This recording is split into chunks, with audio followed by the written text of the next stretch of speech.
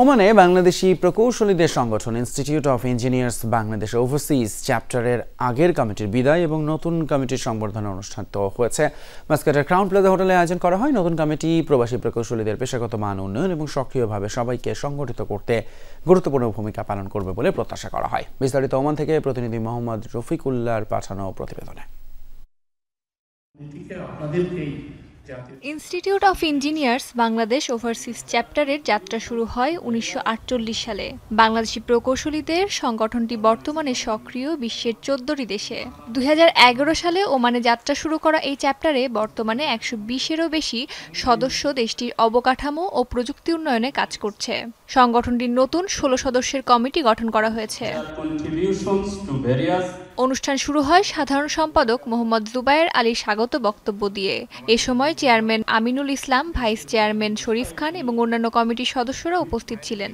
নতুন কমিটির পরিচয় করানো হয় এবং তাদের ভবিষ্যৎ কার্যক্রম ও লক্ষ্য নিয়ে আলোচনা করা হয়। আমাদের ইঞ্জিনিয়াররা দেশের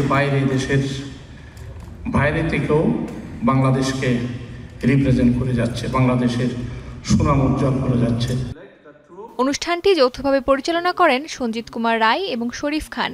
এতে সুলতান কাবুল বিশ্ববিদ্যালয় এবং মিলিটারি টেকনিক্যাল কলেজের শিক্ষকবৃন্দ, বাংলাদেশ প্রকৌশলী, বাংলাদেশ সোশ্যাল ক্লাব এবং অন্যান্য সামাজিক ও সাংস্কৃতিক সংগঠনের প্রতিনিধিরাও উপস্থিত ছিলেন।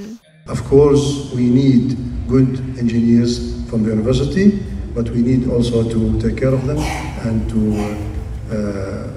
provide a strong reference for them, and that's where we come into picture. It's my pleasure. May I please invite the Honorable Chairman of Bangladesh Social Club Oman, Mr. Sirajul Haq CAP, to share his valuable speech. কমিটির সভাপতি আমিনুল ইসলামের সভাপতিত্বে প্রধান অতিথি হিসেবে বক্তব্য দেন বাংলাদেশ দূতাবাস ও ওমানের প্রথম সচিব আসাদুল হক। ভার্চুয়ালি বক্তব্য দেন কেন্দ্রীয় কমিটির চেয়ারম্যান রিয়াজুল ইসলাম রিজু। বিশেষ অতিথি ছিলেন বাংলাদেশ সোশ্যাল ক্লাবের চেয়ারম্যান সিরাজুল হক এবং ওমান সোসাইটি অফ ইঞ্জিনিয়ার্সের chairman Fuad Abdullah Al Kindi. The collaborative ties among engineers can open happy horizons for all humanity.